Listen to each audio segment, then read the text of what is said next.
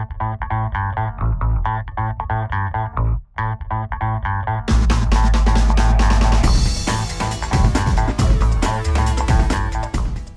the Narragansett Regional High School broadcasting class in Warrior TV8, and now, your Gansett News at Noon with Charles Montalbano and Scott Favreau. Gansett News is offering our service to you with the hope to provide for improved district-wide communications. Tonight, we broadcast our first school committee meeting. Mrs. Miller would like for Gansett News to videotape school committee meetings, special events, class activities, programs, extensive academic and extracurricular curriculum when possible. We want to do this kindergarten through grade 12. Gansett News would broadcast this before and after school committee meetings. The district is now accepting school choice applications. By broadcasting what you do in your classroom or after-school activities such as music and sports, Gansett News can provide a positive and enriching environment that brings traditional values with a vision for the future. Thinking school choice, think Gansett. Narragansett Regional School District offers a wide variety of choices K-12. We will help you meet your needs in this informational society we live in, or what we call the 21st century. Gansett News. I'm Tyler Merrill, a graduating senior here at Narragansett, and I've enrolled in the United States Air Force. Thinking school choice? Think Gansett. Gansett's prepared me well. Our district has what you need to choose your career path. So you can explore, learn, and experience a future of your choice. Thinking school choice? Think Gansett. Thinking school choice? Think Gansett. Hi, I'm Charles Montalbano, graduate of Narragansett's class of 2013.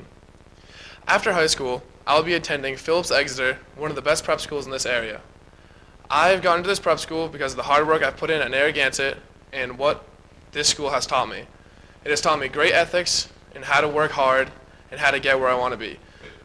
Thinking school choice? Think Gansett. At our high school, home of the Warriors, you have a choice to choose from robotics, where you'll explore the fields of engineering and technology, or we can challenge you with one of our many AP and honors courses.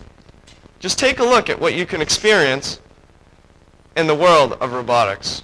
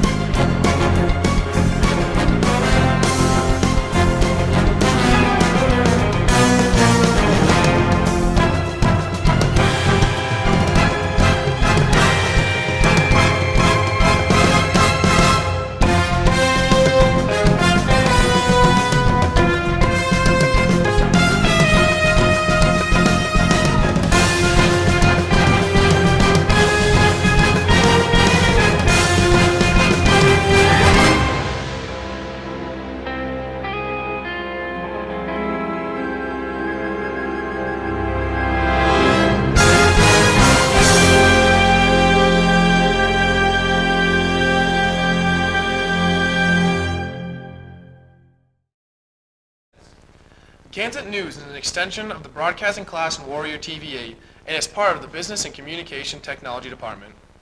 And now we bring to you tonight's school committee meeting. View the technology director's budget app. So what you have in front of you is the summary sheet on the front, and then you can read the back sheets or supporting documentation for each one of these. The technology budget is not shifting a lot from year to year. Mike has done a nice job of keeping us up to date in technology, which is really important for our students, as you can see, this room alone, to keep them current with what's going on. And the way he has done that over the years is through lease agreements, and he really has kept the budget very, very stable, which is a good thing. He did make one change this year, and it really, the bottom line is the same, $132,524. And the only shift is to make it more accurate by, you can see that it says rename the line to include Microsoft Office agreement, and that was a savings.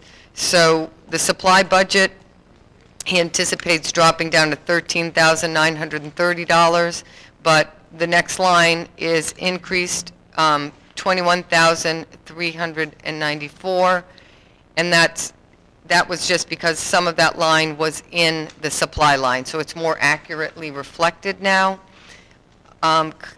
Technology dues, conferences and dues is $500. Technology travel is $500, and director travel, and then technology travel is $1,200.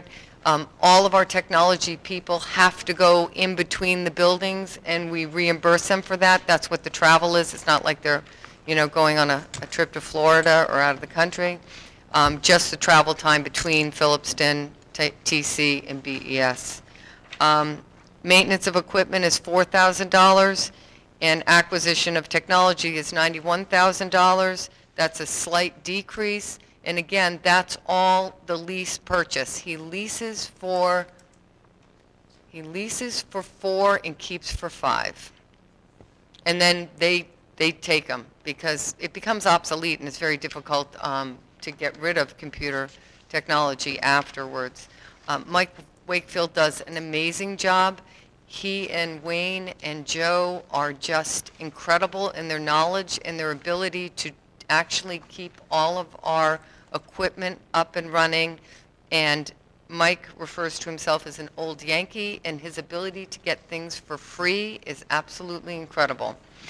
And it looks like we may be going to Google Docs and a whole Google system next year, which will eliminate our current email system. And we're going to do that because it'll be about a $1,500 savings, plus or minus, actually not minus, but plus a little bit more savings depending on what other applications we move to that free platform. So this is his budget. It really doesn't change that much. Does anyone have any specific questions about it? Okay. Looking at equipment and technology as a line item here, with the change in technology, you're getting away from PCs. You're seeing people go more towards the iPad type of devices, and there's a general trend that you're going to see over the next couple of years that will actually take over from PC. The PC market is actually on a downhill trend. I agree. That acquisition of technology does not mean that we're buying desktop computers. No, it doesn't. Oh, no, not at all. We have invested, I think the last thing I think we have like 65 iPads now, and we have carts so that they're used by multiple teachers. We are completely getting away from the desktop models. So even though a lease may come due that we've had for 5 years, and they may be desktop models, that doesn't mean we're replacing that. We have the LCD projectors in every room. We have smart boards, but we actually got away from smart boards and did some Mimeo. That is all technology in there. So Mike is also looking at the students bringing in their technology with them, but with that comes a security system and a policy change and all that to try to soon kids have their iPhones with them every day, but being able to use them in a productive way in the school environment is a challenge, and it's something that most technology directors are struggling with and working toward. He also has a technology committee, and the technology plan that we have, which we're required to have by the Department of Education, outlines all of these things that Mike is working toward, and it somewhat becomes obsolete fairly quickly, that plan, but he encourages and likes people to get on board with that committee, which reviews it every single year. So yeah, the word technology does not mean computers. It means all technology that we get for the district.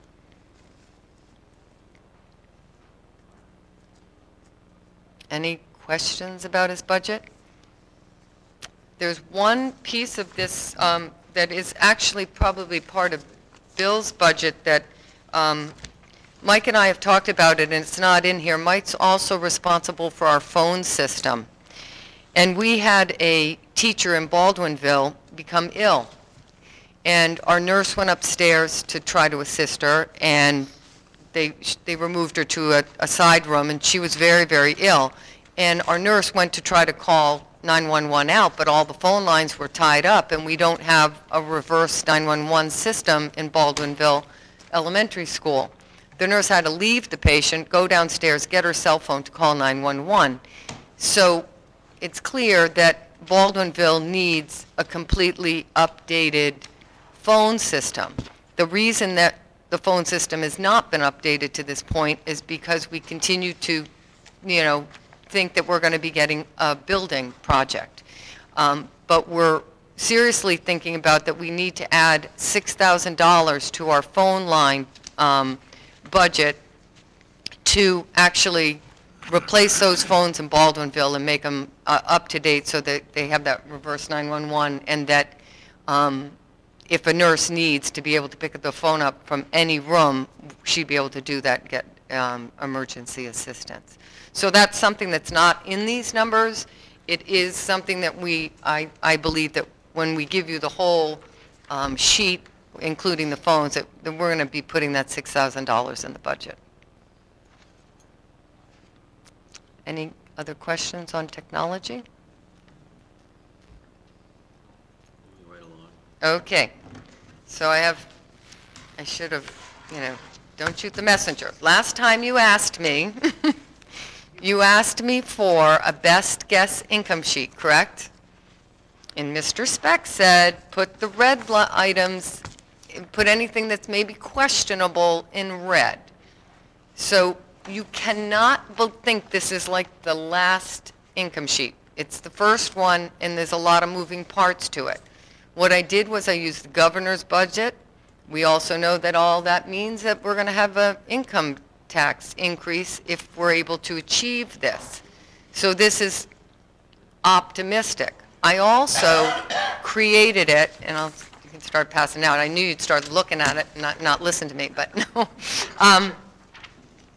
I also created it in such a way that it would be level funded, but let me go over it with you. And I struggle because I don't know how you're going to use it for your town budgets, because you're going to see that there's some controversial things in here. So, FY13, we had a budget that we proposed of $18,310,683. We finally, I think, June 29th, something like that, June 30th, we end up approving a budget of $18,164,592. So I looked at saying, all right, let's say we level fund that. We have, and you're going to see, we have a lot of expenses that go up. We have contracts with teachers that goes up every year. We have health insurance that goes up every year. We have special ed costs that go up every year. This is not, to level fund this doesn't mean that we're not making cuts. We're making cuts to try to hit the increases in the things we can't control. So at the top on FY14, that's the Chapter 70 number. It's going up $34,550. My belief is that's gone up. The governor has said that we're going to get $25 more per person. So that's what that $34,000 is. Circuit breaker, I don't really have a good handle on what circuit breaker is going to be this year, so I just put 265 in, thinking that, it may drop a little bit. MSBA reimbursement, $100,000. That's substantially lower, well, not than FY13, but because of the refinancing of the bonds we did and rolling the roof project into the high school, middle school bond. So that's $100,000. And in fact, that's the last amount of reimbursement we're going to get for MSBA, because they paid $1 million of the loan off last year. They paid their portion off, so this is the last of the MSBA reimbursement. Charter school reimbursement, these came off the cherry sheet of the Department of Revenue. So 38,785 for charter school reimbursement, that's a negative 23,000.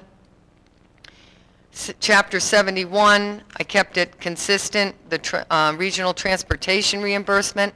I did that because our new contract with First Student, we're paying the exact same amount we paid last year, so I'm thinking if the cost is going to be the same, the reimbursement should be about the same. So you'll see that our state aid goes down by, we lose $11,726. Our excess and deficiency, I spoke about this I think last time. We use every penny of the budget that we get. So we only have $41,000 in excess and efficiency, and our auditor is absolutely not happy, not even close to happy. He'd like that number to be closer to $200,000, but we can't do it. So that's a negative $55,165. Medicaid, I kept it level funded. I clearly don't have a good handle on that number at this time. School choice, again, this came off the cherry sheet, $757,313. That's a drop of $46,499. It's in red because I took that off the DOR's website, just going with what the numbers they were giving me. Athletic revolving, $31,000, those are user fees. That's kind of lofty. I don't think that we have in that account the money that we would be able to transfer $31,000, which if we put it on the income side, we're going to have to transfer it. So I think that number's probably going to drop. But again, I just put it in there because I don't have a real hard figure yet. The next two lines, they have little lines in them. Reserve school choice from 278,821, and the next one, 150,000. Those are monies that we took out of our reserve account from school choice last year. For the last 3 years, I believe, we've been taking out $400,000 a year. Our auditor has told us there is no way we can take any more money out of those reserve accounts. We can't do it. So total income is $949,313. It's a drop of $530,485. Yes, Virginia. How much do you have in those reserve accounts? The reserve account, I think, has about $500,000 right now. That's all we have. Our cash flow is so tight now that when one of our towns was having trouble giving us our, the checks that you give us for revenue, we were so tight that we were close to not being able to make payroll. We can't take any of that cash. We need to leave that reserve. If nothing else, years ago, before I got here, you used to take out revenue anticipation notes to make your payroll.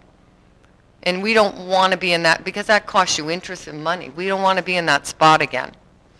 So, and the auditor would like 5% of our budget in there, and we don't have 5% of our budget in there. That would be really nice, but we never have that much in our so.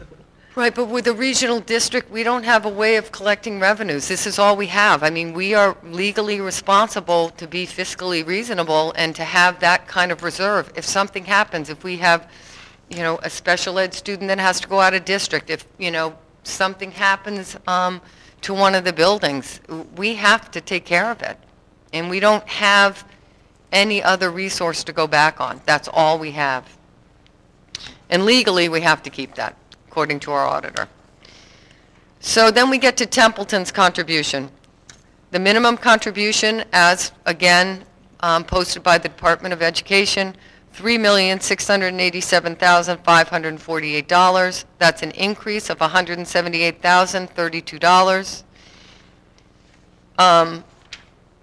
The additional appropriation, last year we had $354,313. And that was what's left over of the $1.5 million in override money that was originally voted by the voters for education. I actually saw Steve Hemmond today, and there were 2 overrides over a period of time, and there was $1.5 million raised, of which Templeton's portion to date, if you look in the FY14 column, is $352,125. It's dropping by $2,191.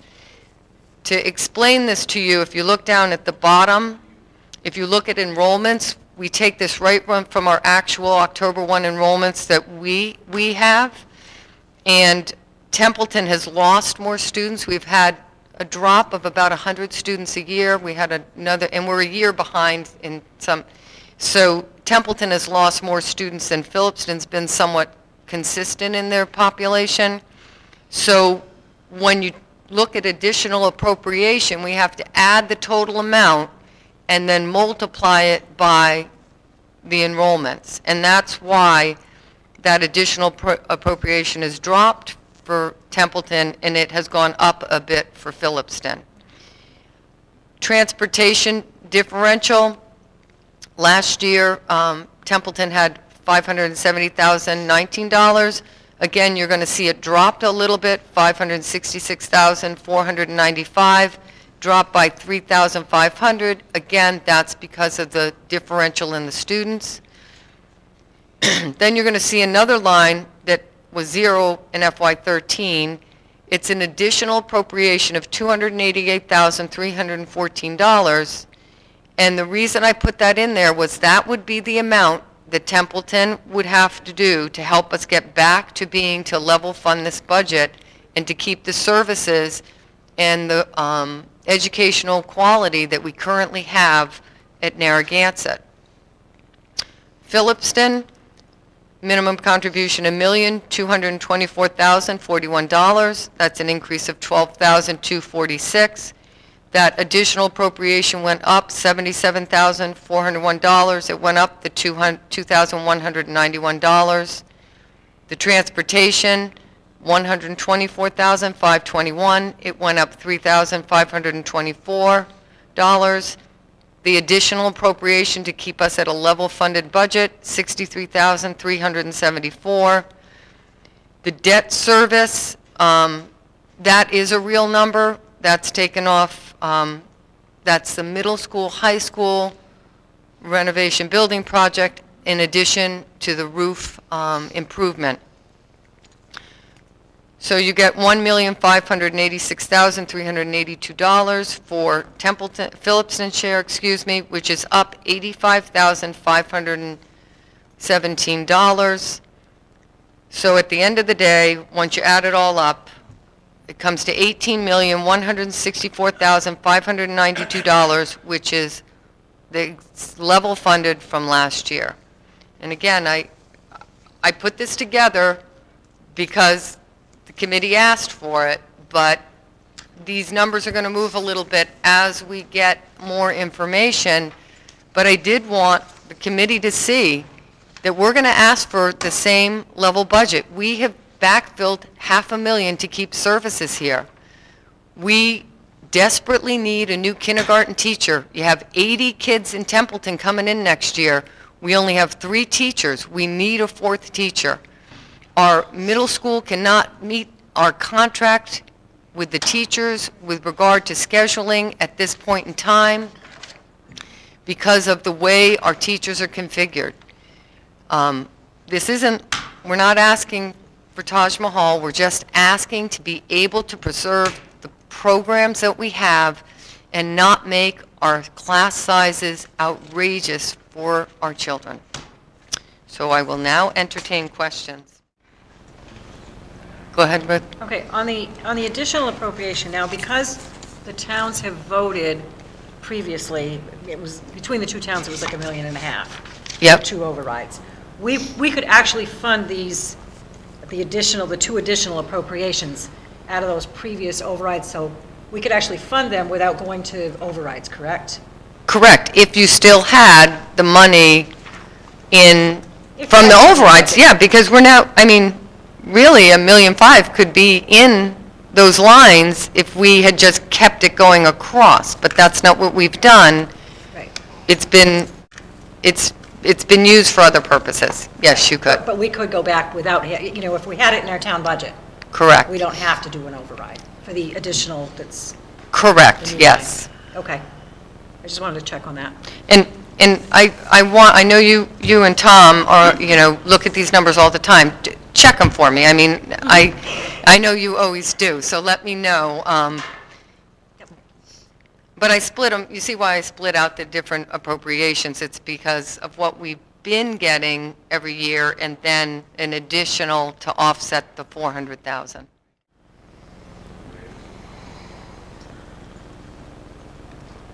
It's crystal clear? I get it. I mean, I'm really hoping that the governor gets his budget, and I understand that the towns are hurting, but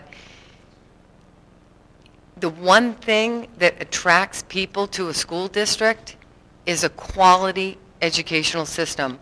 You're going to get people that want to come here and want to live here because people do look at the schools. It's also a very slippery slope. If you look at that $800,000 every year we're using to balance our budget because kids want to come here and they want to get educated here. If we start getting huge class sizes, we're not going to be able to attract other kids. We're not going to be able to take school choice. Once we stop that and our class sizes get too high, our exit school choice is going to grow. It's a very slippery slope, and when that happens, it's like a house of cards. It's going to fall apart. So I know I'm asking a lot. We're going to go through every budget line over the next 4 or 5 weeks. I just ask you to really look at this and think about it, and I know it's tight, but the school system desperately needs it. Your kids need it. Have you been able to do a study as to why we lost that? That's $46,000 for the school choice. That's money we don't have because kids didn't come here. I see the red numbers. Yes. These are the ones that I put in here that I didn't really want to put in here because I'm not sure that's real. I think that might be based on the October 1 numbers, and because what happens with the October 1 numbers is it doesn't have the special education additional money in there. So I actually anticipate that going up a little bit. Like they also do another report in January, so I'm thinking that by the end we're going to be back up. I thought you were referencing that January report because that's usually the report. I decided to, for consistency, since I was giving you the numbers, I took it straight off the Department of Revenue. For October 1st. For October 1st. So the increments for special ed that we get to add back on, that's not included in there. So that could go up. So that's why you're saying these numbers are fluid because Correct. that changes that. But still my question was, if we knew why the kids who left in school choice, because that also adds to, you don't get your Chapter 70 reimbursement because you don't have those students, so that can't go up. Correct. But if we had a study to know why those students left, that would help us as well to verify what you just said or validate it as to why the parents have pulled them. I sent that survey out. I sent a survey out, right, and we asked, and if they answered the question, and some of them did, and some of them they weren't happy with what happened here. That's some of them. Some of them wanted a smaller environment. It's some of them moved. It's hard to tell. Some of them want them, like if they're working, they want to have their kids closer to them. There wasn't no real clear-cut reason in the 2 surveys that we did that, okay, this is the issue why they're leaving. And the other thing is that in this year, we get Chapter 70 based on last year. We have way more kids coming in this year because Sacred Heart is closing, so we're getting those kids back. See, when we have kids that leave, come back, it's way better because we get $12,000 per kid. And then the fees went up, I think, for the middle school kids. I don't know if it's Sacred Heart, but So we had an influx of middle school kids this last year, which that's a great thing, but when we've cut our teaching staff, now our class sizes are getting bigger again. Does that make sense? Oh, it does, yes, and the loss of those students does reflect what we fund here, Correct. so we can get them back. And then that increases line items as well, the minute they come back. Right, right. And the other thing is this whole video production, you should see, well, you saw a little bit of it. It was new, but this, like the robotics one, I don't think people know necessarily these incredible programs that we have for kids. And so through this program, we're going to get that information out. Mike Wakefield, our technology director, is getting us these young gentlemen in the back probably would know this better than I, a streaming capability. So we're going to be able to stream this information over the internet, and so we'll have our own site, and so we're going to have all this information that not everyone knows about. I think part of the problem is we're like the best kept secret. We do so much more with your tax dollars than most communities do. So anyhow, I'm hoping that'll help. Really glad to be here tonight because I see all of you. I've presented to as little as 3 people. I'm not nervous. I'd be nervous if I were here and there were no one here because I get nervous when I think nobody cares. So this is very reinforcing to me. My job budget, multi-page presentation. It's the easiest place to start is our year-to-date budget report. This is simply an operational budget. It doesn't have any salaries in it. Overtime's in there because that's a tool we use at our discretion to cover snowfall, building use, emergencies, just regular things we want to do. We want to take care of the situation. Is there any question about custodial services? 4110 custodial services. All this is pretty straightforward nomenclature. I know Bruce Miller likes to talk minutia, but sometimes that's what it seems. But it is dollars, and hopefully it's dollars and cents. That's the NRSD. Any questions on custodial services? And I have one thing you can help me with. If you have a question, treat me like your husband. Let me finish the thought, or I'll lose it. I'll never be able to come back there because I'm getting older and not better. So you just let me finish the thought and then I'll get to your question. Heating of buildings is the second category broken down. The big one, as you'll see it many times, HSMS, high school, middle school. The budgetary number you see there of $289,800 is this year's number. Next year's number, due to our participation in the French River Fuel Collaborative and the collaborative in its entirety, next year's number is $288,900. It's only $900 difference. So you can write that in if you'd like. It's basically the same. We're not going to use all that. So next is utility service. We'll mostly be dealing with that tonight when we talk about budget reduction.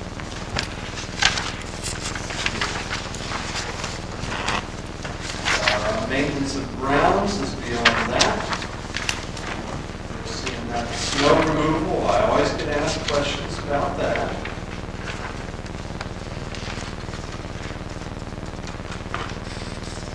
Beyond that is maintenance of buildings. In that is Phillipston's water compliance budget. Is there a public water supply? Elevator maintenance. If I run a city-run operation, I have a lot to say about elevator maintenance. It's one of the uncontrolled costs.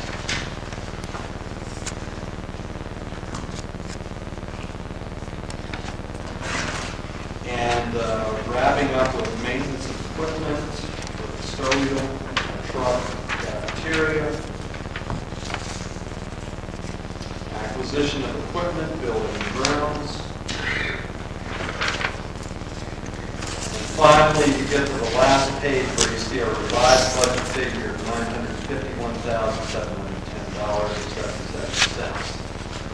The first thing I'd like to say for that, from our fastbacks on number 1, that page for fastbacks, a total budget of $18 million, B&G operational budget, $951,710, equals less than 5.25%. This building originally, to build it, this end is a new construction, that end is a renovated construction, it's a little over $24 million.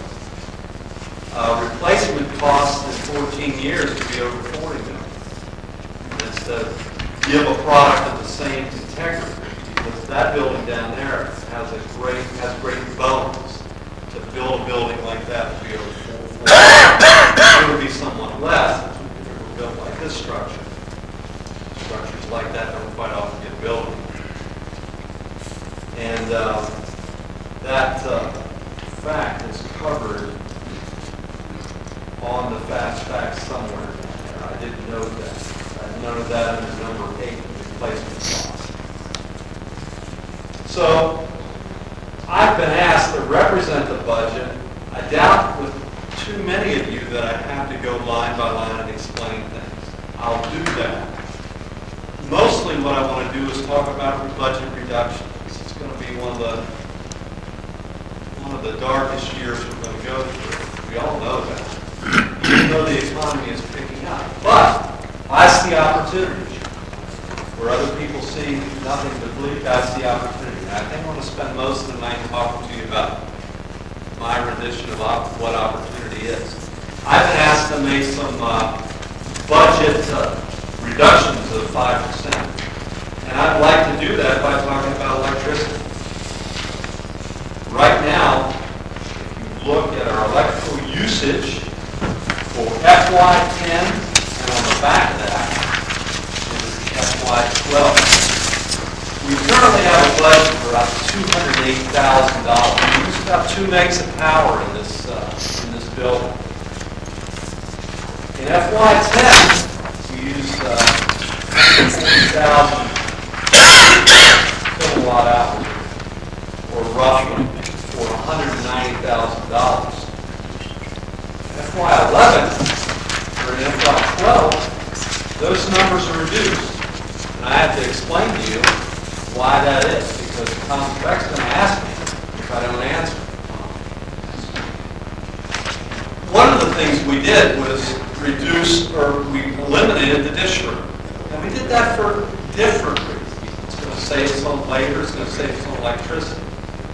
But that, in doing that, cut out $6,000 in electrical usage based on the wattage drawn. It also saved in labor, saved in maintenance. A dishwasher, especially one that old, 30 years old, is a maintenance nightmare. It's hard to build. It's as hard to build a budget around an old dishwasher it is with fuel costs, especially oil costs. So that's one of the things we did. If you look at your fast fact sheet and you look at electrical usage, number 2 says our 2014 spending reductions will be based on operational and installed efficiency. Lighting up, which means lighting upgrades and behavioral changes. Behavioral changes. I would give an example. My electrical contractor, distributor came in the other day. He said, Bill, I want to talk about LED. I said, I've been wanting to talk about LED. But let's start in the theater. He had some examples of some lamps, some bulbs. He had a 12-watt unit, and he had a 20-watt unit. And I was told, well, they're not going to work, they're not going to be bright enough. So what I did, went up to the ceiling and replaced 2 of the lights side by side with these LED units. As you know, we have recessed fixtures. We have 70 of them in the auditorium.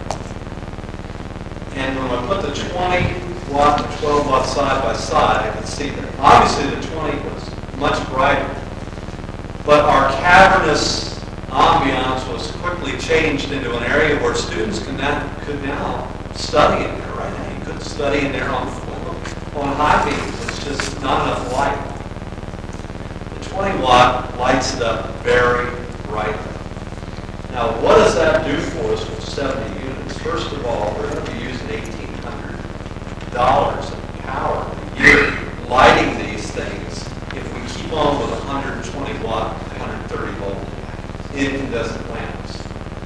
And that's just derived from the simple 8,400 watts that are being used over an 8-hour period, 180 working or 180 student days per year. And, you know, you're going to be using 800, and when you go from 120 watts to 20 watts, you're using 1/6. Well, 1/6 of the 1,800 is 300. So I'm now going 300. Now I'm saving the $1,500, putting that back in the budget or toward the bill, whatever we decide.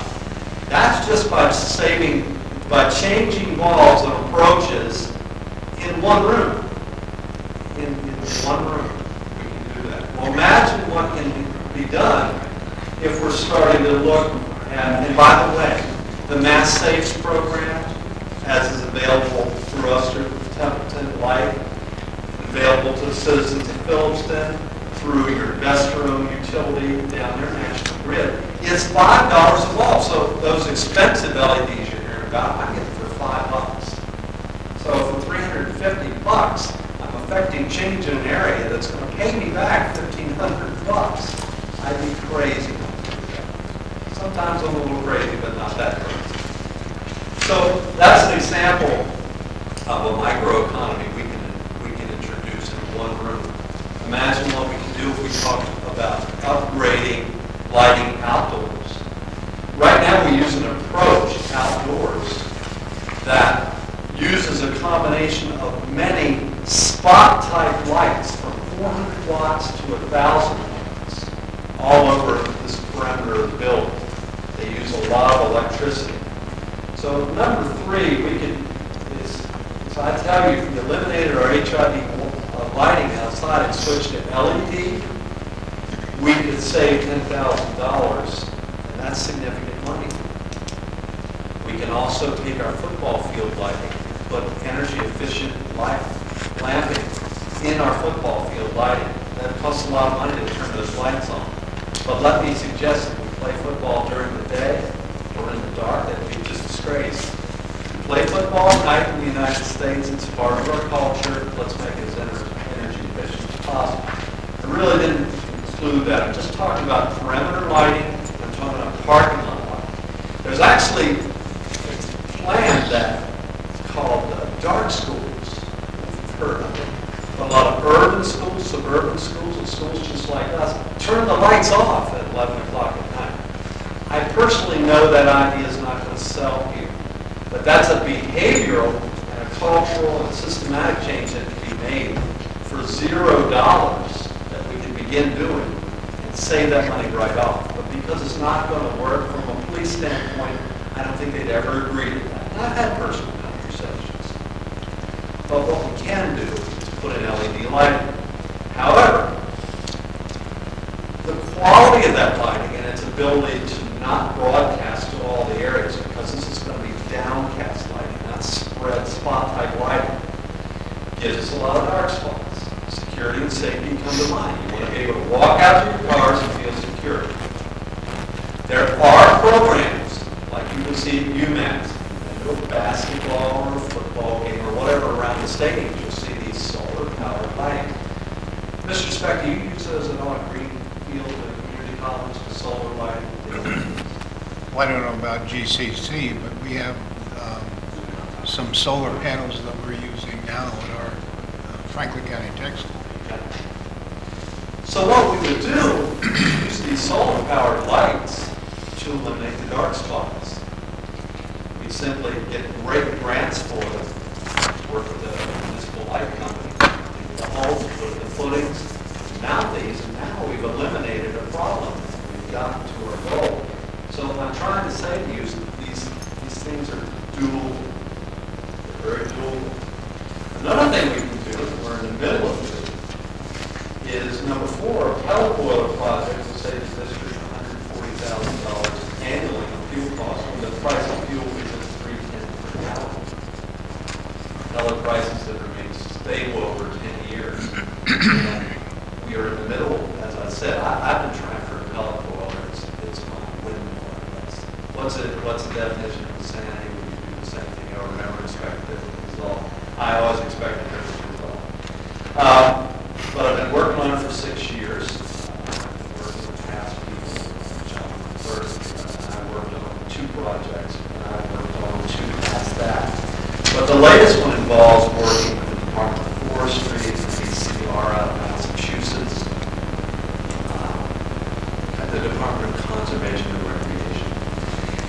I've had people over. Miller met with us last week. We met with Gordon Boyce. We met with Lou McCurry from the federal government. And we met with Tom Wilson. It's good to hear from Tom Wilson. Tom Wilson does nothing. He's out of Meadville, Pennsylvania. He does nothing but engineering studies, feasibility studies for all kinds of systems, but he's an expert at biomass. We call this sort of burning wood biomass. Now, I was looking at pellet boilers, but he informed me, Bill, if we're going to do a feasibility study, we're going to look at wood chips too. Well, great, I'm okay with that. Just a few seconds for that to sink in. Well, I'm okay.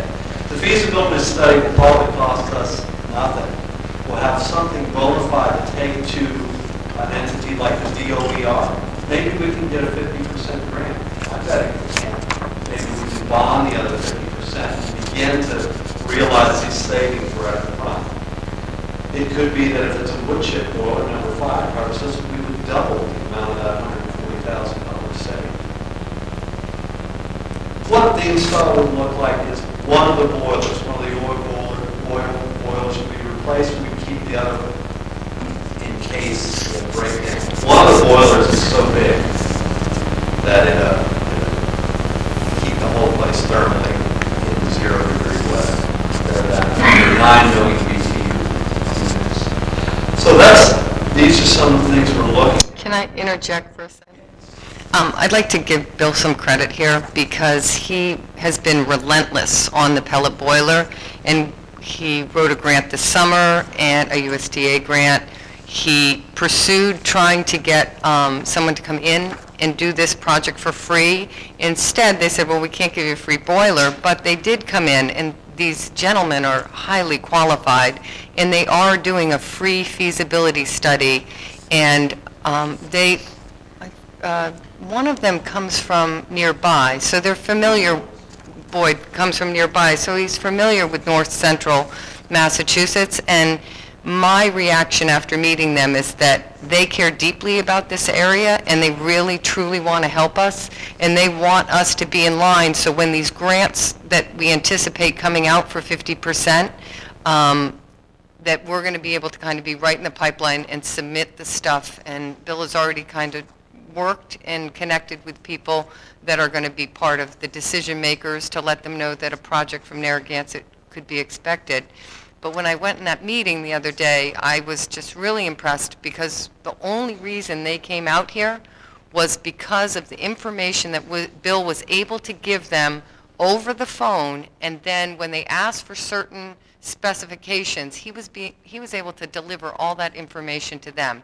That's the only reason we got them out here, because they said, okay, they know what they're talking about, they know what they're getting into, and the level of knowledge that Bill has is really benefiting us. So he has been relentless, but I'm completely optimistic.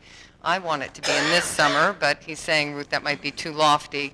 But within 2 years, I think that we could really feasibly have some sort of wood-burning furnace in this facility to save us a lot of money. But I needed to let you know that he's being a little humble, but his work has, I think, really going to start to pay off for us. Sorry, Bill. You can go back. Well, what makes our... I'm sorry. Before you move any further, you mentioned we have 2 boilers. What are their ages? 14 years.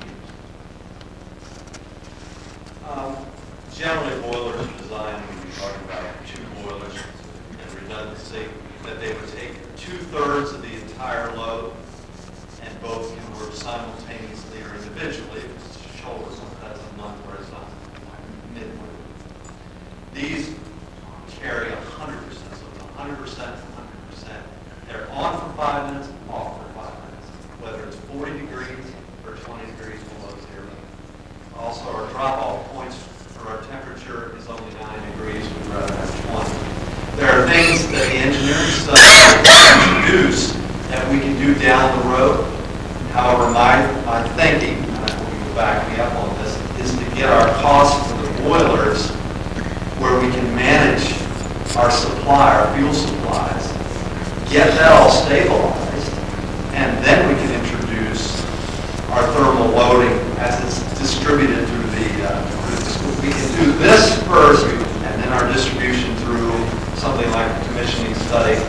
study we're having done, and we can peck away at that. I like to peck away at all these maintenance items because budgetary. When you talk about something that's an operational budget that's 5.25%, you have to do a lot of pecking away. You have to be very relentless. But that's how we do this. We start with the boiler and then work from the distribution. So this, I have a question. yes. If you're going to a wood chip boiler, that means you have to have wood chips on site. What about storage? What about a continuing supply coming in? The supply is, in wood chips, is 3-to-1 for delivery in frequency. For pellets, it would be 2-to-1. Because wood chips, because they have a higher moisture content, give off more gas. Right. Don't give you the performance. You probably are very knowledgeable about that. The problem or the challenge, as I would preface it, with wood chips is a subterranean system of delivery. In that, where the boiler room is, there's a lot of pipes, a lot of underground infrastructure. We may find a way to figure that out, but that feasibility study will certainly tell us that. But it's being included because of the economy and the price of the chips versus pellets. Pellets are easy to do. They're easy to do. Wood chips are going to be more challenging. I await the study. I'm looking forward to it. If you do the wood chips, would you have to have a specially licensed boiler operator for that? I know that they do, they have that system at the paper mill, and they had to hire a special person. There will be certifications that come through for that, but not to that extent, because we're not generative. They co-generate over there, and they're part of as an industry. Their industry application will be different. We will definitely have training, but all that has to be looked at, because if you have to hire somebody, that's introduced into the economy of what you're trying to accomplish. And all that is part of the feasibility study. They look at everything from the economy to staffing to efficiencies. It's just really looking forward to it. Ruth, did you have a question for me? I saw a hand and shaking. No, I'm just thinking as I'm, absorbed. But what makes the project look good? And I'm taking time to explain these things to you tonight because they're going to drive my budget presentations from year to year. So from tonight, ground zero, we might as well get used to getting an idea of what I think is going to drive our budget and be of benefit to the school by getting operating costs down. That's how we start. So what makes this a good project is we're a high energy use facility. We use 90,000 gallons of oil some year because of this setup, and we could get that down. We could get that down with the introduction of the way we distribute the heat in the building. We're equidistant to a lot of biomass. Biomass is efficient. The distribution network is very close to us. We're in an agricultural, light industrial, and light, we're in a rural area, suburban area. It's good. You can't put biomass in the middle of downtown Boston. So, demographically speaking, we fit the mold. So, there's a few other reasons, but I just don't want to get too far into it. And this project will certainly drive our budgets if we're successful. I think I'm probably ready now to talk about behavioral changes. In a school, talking about behavioral changes, you're probably talking about students and misbehavior. But in this instance, we want to talk about behavioral changes. So let's look at those bulleted items on number 7 in the fast facts. In the evening, we could turn down the hallway lights to 50% setting during the evening shift in reference to when we're cleaning. And we can do that tonight. And we will be. We could remove all unapproved AC units, refrigerators, microwaves, the like. I did that 4 years ago. Do you know when I did that, I had 80 units in the library waiting to be picked up? That 40 of the 80 units were picked up. The others had to be disposed of. And I would be willing to bet that probably 30 of those units would be back. The age of the lunchbox is gone. People want to bring in their food and eat it up. But to tell you the truth, what most people did was cooperate and come up with common areas where they did this. But still, things creep back. Turn off or down all classroom lighting when needed. We have switches that activate. We have 3-lamp fluorescent lighting in the ceiling. You have a choice. My wife's real good about it. She's a teacher of 8th grade math. She'll flip one switch and one lamp will come on in each unit. Or she'll flip the other switch and 2. Well, right now, the way I did the lamping was to eliminate one of the lamps, so you can only turn 2 on it's not. But I can guarantee you right now, put all 3 lamps in each unit, they just flick them on. People don't give it a thought. So when we're changing behavior, how do we make people think about what it is they're doing, what's necessary, what's actually necessary and needed to do? This is part of behavioral change. We could also install nighttime shutdown units on all vending machines, and we will do that. We can use the classroom TVs less because Comcast has pretty much done that for us. They can only offer 2 boxes, our cable boxes. They can only, their contract, give us 2. Well, we must have 100 TVs. What are 2 cable boxes going to do for us? Right? I think that was taking care of itself. TV usage is way down. I think also when we talk about getting rid of the analog TVs and upgrading to flat screen, if we get to a point where we can actually watch TV and it's integrated into the curriculum, we would be saving money there. But right now the TVs aren't getting used much. This room is a prime example of where they do things. So we use more common areas for TV viewing, and that's working. These efficiencies will easily save us $20,000 annually. So, down number 9, a 5% reduction on my budget, and I always say it's my budget because I'm responsible for it. So if you say, Bill, your budget, I don't get offended and I don't get frightened. A 5% reduction is nearly $47,000. Just by cutting our budget, our $280,000 budget, $40,000, we can meet that. But by introducing a lot of these efficiencies and working on the grants that's going to take the downsize or right size our exterior lighting, doing all this behavioral change, I can meet my goals just on the utilities budget of electricity alone. We can do it. And I'm going to tell you what, we should do it. Is anybody going to tell me right now that I shouldn't go out and do it? Because I want to hear from you. I'll challenge you. Don't go for it. Thank you. We will. We'll do it right there. And that's what we should be doing.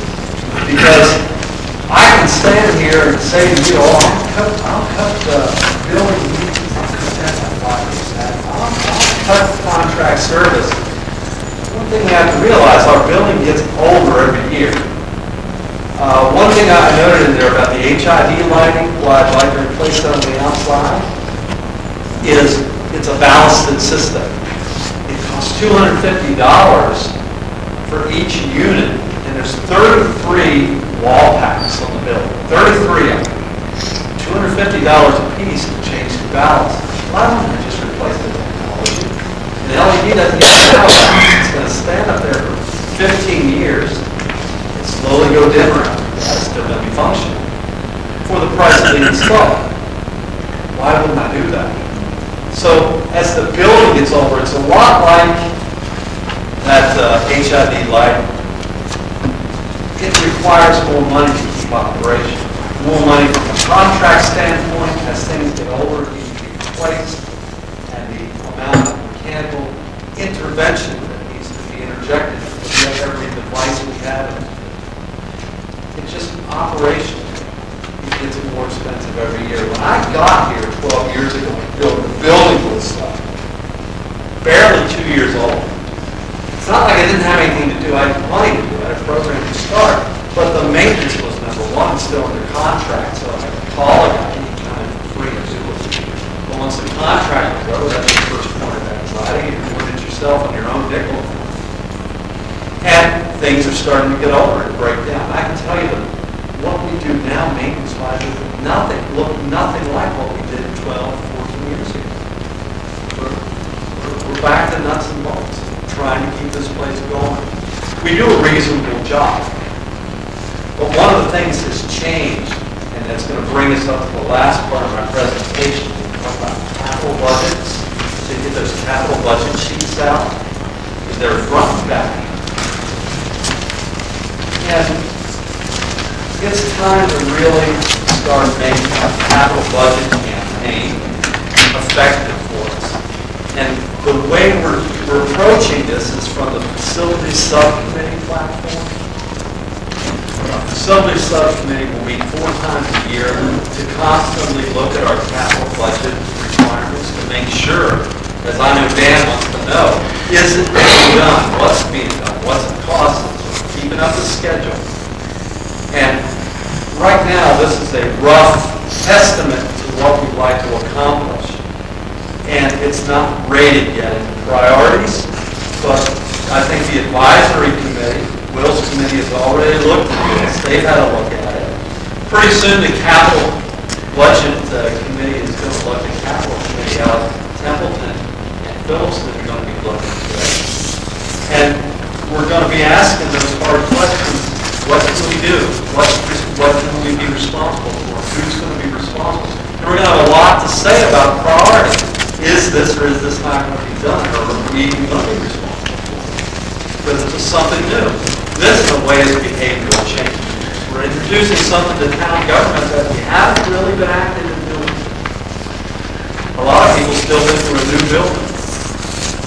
So why don't we go through this and talk about what we're doing, because I can pull some parallels out of this capital and reinforce what it is we're trying to do, show you some new approaches we're doing, and you can see the challenges that we're up to in the building that's 14 years old. The first one you're looking at on page 3 is access control. Number 1, for the middle school there, that new card access, 7,500, that's finished. That's done. The next one, the panic devices in Phillipston, was going to be done, but we had to use the money elsewhere, so it's going to be right on top of the generous $10,000 that is usually offered to us every year. And I won't assume that will be done this year, but if it is, that'll go to a little panic device. And also at Phillipston, they need to consider new camera, a phone, electric strike for their preschool entrance, just because of the logistics of preschool.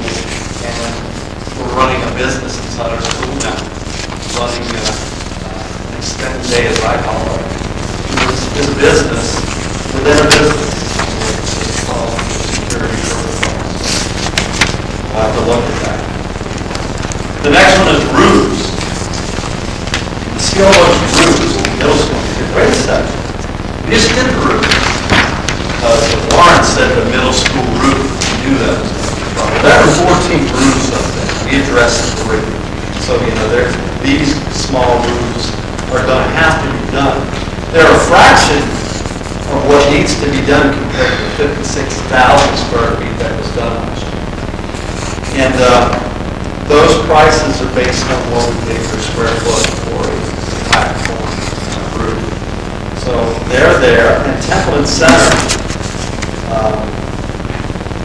that's replacing the entire roof. That budgetary figure came from 7 years ago when we tried twice unsuccessfully to replace that roof.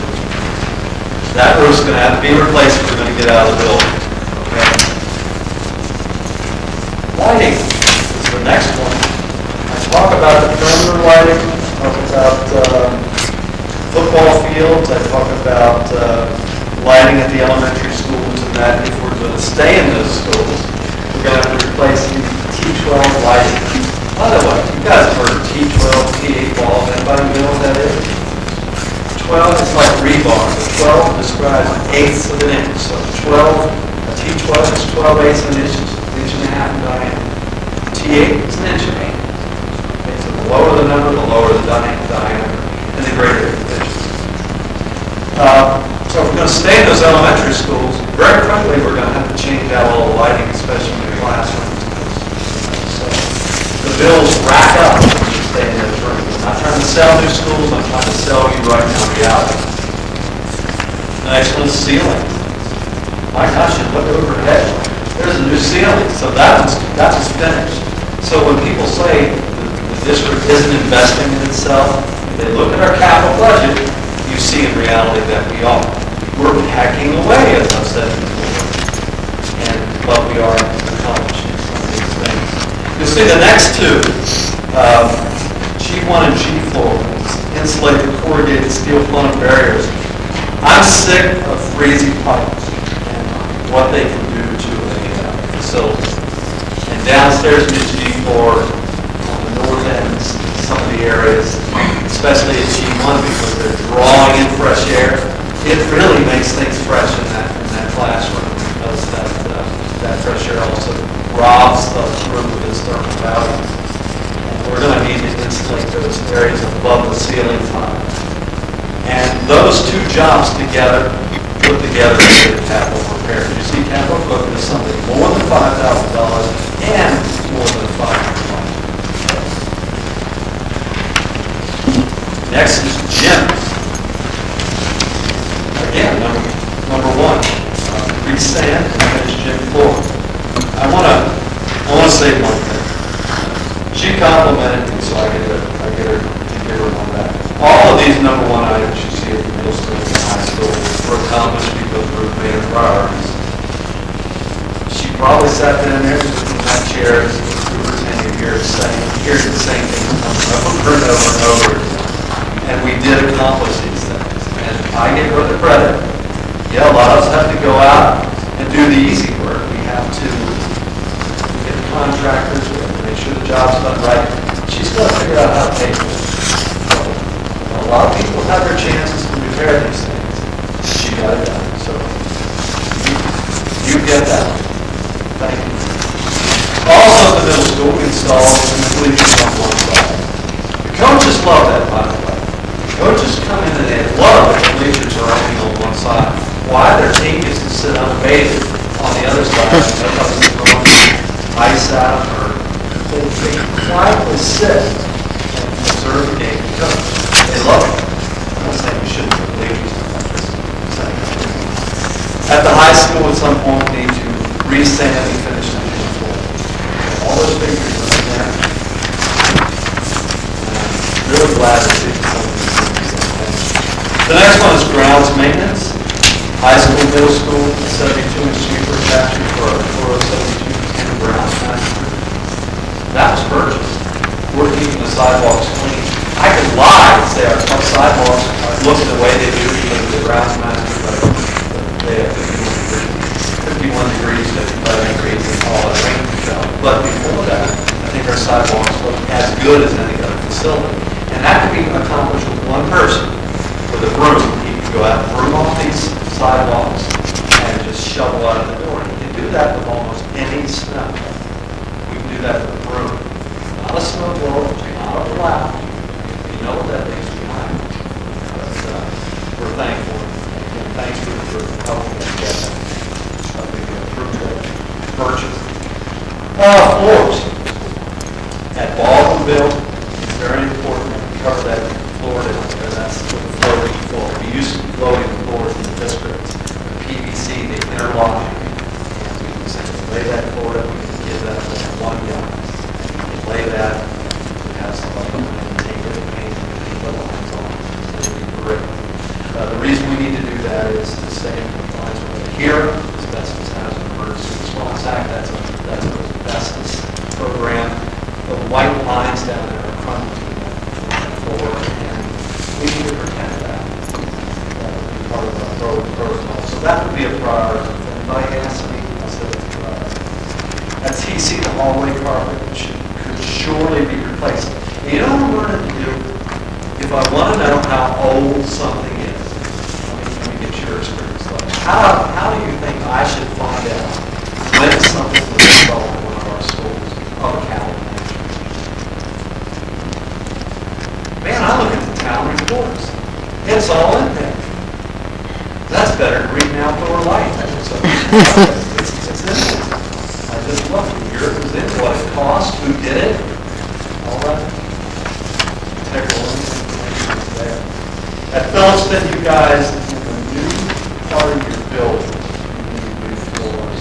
95 this year, you need new floors. That goes back to the block by public presentation, hygienic state, we need to make sure that happens. Okay, capital HVAC. That's always what I'm talking about. These are in here because let's just start with the auditorium. We install an AC system, an air conditioning system at the auditorium. We can increase our building usage. Right now, we can't compete with places like Mount, Gardner High, for air conditioning places, but charge not prohibitively high rates, but rates that are exclusionary to people who would otherwise use our facility if it were air conditioning, use it in some choice. We could give a commensurate rate given that air conditioning, maybe make it affordable to a lot of building use. Building use is attractive to us for many reasons. It's not against the law for us to make money. We always talk about saving money. That's in here because that might help us to make. The main offices, special ed, and the library all are served at this facility set by rooftop air handlers, none of which are given a compressor, so we can an evaporator system, so we can have AC in those areas. These simple install. They're there. Just because we tend to try to do these places for reasons. One of these days, I will say, I would just like to somebody on the building knows that is not high priority for me. What you have to say about it, you can walk up to me and tell me the whole idea. Again, in the kitchen, remove walls and quarry tiles for large cafeteria. That was done also as an efficiency, help with staffing, didn't need staffing, but that's already been done. So you can see that about 8 of these projects have been done in the last year. And what else we can do is keep up with what we're trying to do, which is tear down, change some of the efficiencies. So, in a nutshell, what I've talked to you about is installation-based efficiencies, behavioral changes that lead to efficiencies, to provide for a utility-based budget reduction that I might say we can shoot for a 6 to 7% cut, which is getting up to about 58 beds, versus what I'm telling you I can do without affecting too much change, is to cut my budget 5%. And everybody off. I haven't cut the important dollars that flow into maintain our schools. And I think trying to do what I'm insisting that we do for affecting behavioral change that's going to make us, put us in a better light with the voting public. Because they expect us to do what I just said. They really do. I'm telling you. Open questions, criticisms, comments. I'm ready to hear it. I just wanted to say that I went through the community college in Gardner uses biofuel to heat that place, and they heat it for $35,000 a year. That's quite a figure. And Rayanne, you're right, he's not just another pretty face. Did a good job tonight. It's always fun sitting next to you, Dan. Does anybody have any questions for Bill? It's pretty clear. That was an excellent presentation. Is this the second year that this budget has been without East Templeton? Yes. Yes. It's the second. It's a second. So I have an oil usage for FY11, so I was hoping to get an oil usage for FY12. I have that. Why do you think I didn't include it? I don't know. Mild winter. You always kick out a mild. When you have an unusually low or an unusually high, they'll always keep the high to show you, oh, we need money. But the low ones we usually kick out. Thanks for bringing it up because I meant to say, and why don't you think 12 is in here? We at the middle school use 65,000 gallons of oil that day. And by the way, you'll see in some of these budgets where we use 99,000. I might have anticipated getting a question about that one. Generally, I said we use up to 90. The extra 9 is the 10 will get delivered at the end of the year because we have oil. We'll get it delivered as soon as the tank will take it for the 20,000 gallon tank. So we try to get it in that fiscal year to offset what we would normally use the following year. We also need to reset our boiler, our fuel ordering system because we're a little ahead. We can pay storage on it. That's usually a penny a gallon, $1 a gallon. 12 cents, it's high. And that's not a bad thing because if next year oil spikes, we're paying $3.10, $3.19 a penny a gallon storage. People say the big number. So it's not a bad strategy. We have a facility committee, subcommittee, and we're going to meet next time, I think, in March, if I'm not mistaken. That's We'd true. like to have a member from the select board of each town at that meeting, so they can, this is the kind of stuff that we get at the facility committee meeting, so that we try to keep everybody informed on what's When going that's going on. to be? This thing quit. Do you know, I'll know the batteries. do you know when that's going to be? Do We you know can when get- that's going to be? I know don't the have the date? date offhand. I don't know the date, but I can bring it next time. I can let you know what the dates are, Second week in March or something. something like that. I just had a further question on that East Templeton school last year's budget. Was the reduction for that school in last year's budget? I'm not familiar with that. We identified what we'd be saving, 56,000. We took that, when East Templeton came off, we zeroed that out. We didn't budget in the money for East Templeton. No, I didn't think you did. I wondered if... Oh, what the savings were? Right, so as that's reflected in how the, yes. So that was last year already. It was last year, yeah. And that's why we got the roof we got on, even though they did it all winter because we had such a mild winter. But I think everybody, I know Templeton was with us in an oil bid, and, we had thousands of gallons left over, which is one of the reasons we were able to do some of these projects. Oh, so the money from East Templeton allowed some of these projects to get done. Some of the savings because we didn't use all the oil. Bill, I have one question. Yes. You use the 2-year average. Typically, when you end up doing an average on utilities, you usually do a 5-year. How come you didn't do that? That would probably give you a better idea of the overall facility. I have data that give me averages, but right now we're working with budgetary numbers, and generally they're pretty static. Utilities, let's talk about utilities. I think you can answer this really. The reason I'm comfortable with coming to you without using averaging for 5 years and without any other smoke and mirrors and making promises I can't keep is pretty much comes down to one thing. It's the consistent delivery of steady utility prices on the electric side of things due to the production of natural gas and fracking. The only thing that's going to get in the way of that is the environmental impact. If it's proven that fracking is ruinous or has any type of decorative offsetting effect on groundwater, the jury is still out. So I'll give my speech on utilities. This represents a triangle, and utilities use these, and I'll just pass around and take a look. And